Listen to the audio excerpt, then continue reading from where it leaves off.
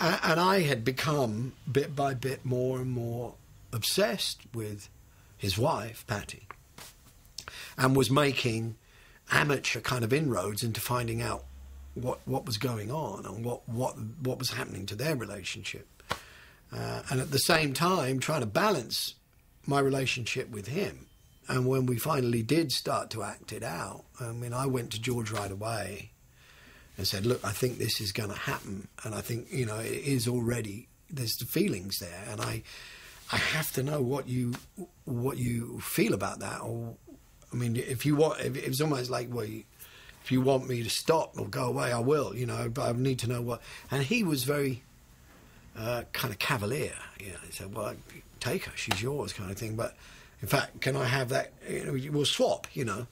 I mean, but and to be honest, it had kind of almost got to that before anyway. There was a lot of kind of swapping going on, a lot of fooling around. I mean, this is, you know, 60s free love stuff. I mean, so, and George's attitude seemed to have more wisdom in it than anyone else's, in that this is all material, it's all Maya, it's all irrelevant to the bigger picture. Doesn't really matter, in other words. And I thought, God, you know, well, that's almost like giving me carte blanche. From time to time during the spring and summer of 1970, Eric and I saw each other. One day we were walking down Oxford Street when Eric said, "Do you like me then, or are you seeing me because I'm famous?" I replied, "Oh, I thought you were seeing me because I'm famous." And we both laughed. He always found it difficult to talk about his feelings. Instead, he poured them into his music and writing. Another of our secret meetings took place at a flat in South Kensington in London. Eric wanted me to listen to a song he'd written. He switched on the tape machine, turned up the volume, and played me the most powerful, moving song I'd ever heard. It was Layla, about a man who falls hopelessly in love with a woman who loves him but is unavailable. My first thought was, oh God, everyone's going to know who this is. I felt uncomfortable that he was pushing me in a direction I wasn't certain I wanted to go. But the song got the better of me, with the realization that I had inspired such passion and such creativity.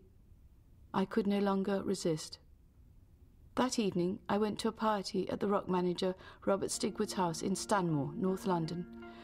George had said he didn't want to go.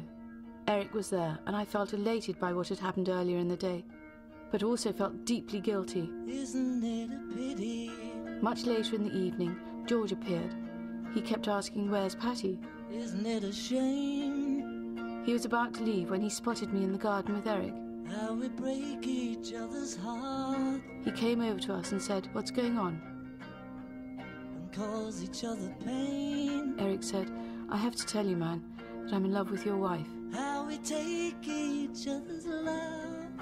George was furious. He turned to me and said, Without thinking anymore. "Well, are you going with him or coming with me?" Forgetting to give back. And I said, "George, I'm coming home." Isn't it a pity?